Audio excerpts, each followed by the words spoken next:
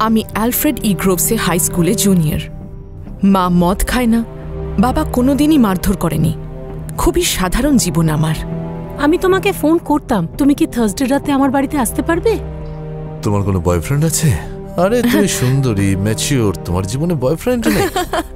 তুমি এখন কেন বাড়িতে আসলে? আমি রাত্রিবেলা জাগতে ভালোবাসি। আসলে ঘুমিয়ে ঘুমিয়ে স্বপ্ন দেখতে আমার ভালো লাগে না। আমিও অনেকটা আপনারই মতো। এটা অন্য কিছু। আমার কথাটা শোনো, এখন অব্দি কিছুই হয়নি। ওই মানুষটির পরিবার আছে, বাচ্চা আছে, আর আমার কলেজে চিন্তা। ফিস দেওয়ার জন্য অন্য কোনো উপায় আছে?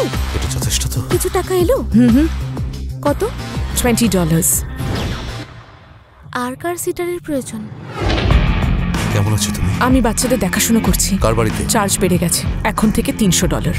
তুমি শুনেছো আমাদের বেবি সিটার একই? তাই নাকি? কখনো কখনো শার্লি, কখনো কখনো অন্য মেয়ের। এটাই মেয়েদের কাজ করার। ও তাই নাকি?